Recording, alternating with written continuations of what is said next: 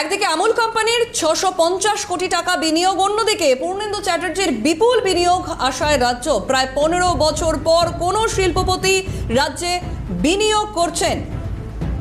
Phone লাইনে রয়েছেন প্রতিনিধি সায়ন্তন ভট্টাচার্য। সায়ন্তন, দেখো, একেবারে যে ইতিমধ্যে কিন্তু রাজ্যে যে বিনিয়োগ, সেই বিনিয়োগের পরিবেশ একেবারে বদলে যাবে, এমনটাই বিজেপির তরফ থেকে দাবি করা হয়েছিল। এবার সূত্রের খবর যে প্রায় 650 কোটি টাকা আমুল তারা বিনিয়োগ করতে চলেছে এবং বিভিন্ন জেলাতে যে মিল্ক প্রসেসিং যে প্ল্যান্ট, সেই প্ল্যান্ট কিন্তু এবার হবে এবং যার ফলে বিভিন্ন জেলা, সেই জেলাতে যেরকম পশুপালন যারা করেন তাদের অর্থনৈতিক যে দিক, সেই দিকটা কিন্তু এবার বদলে যেতে চলেছে।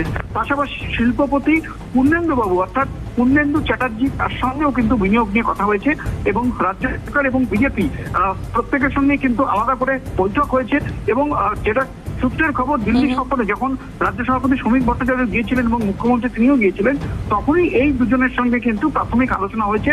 পূর্ণেন্দু চ্যাটার্জি তিনি ডাটা এবং পেট্রোলিয়াম এই দুটি ক্ষেত্রে কিন্তু বিনিয়োগ করতে রাজ্যে আগ্রহী হয়েছেন। এবার খুব দ্রুতই কিন্তু আমুল কোম্পানি এবং তার পাশাপাশি শিল্পপতি পূর্ণেন্দু চ্যাটার্জি তারা কিন্তু রাজ্যে আসছেন এবং বিভিন্ন জায়গায় বিভিন্ন ক্ষেত্রে তারা বিনিয়োগ করবেন। এমন ধন্যবাদ সায়ন্তন। ফোন লাইনে ছিলেন প্রতিনিধি সায়ন্তন ভট্টাচার্য।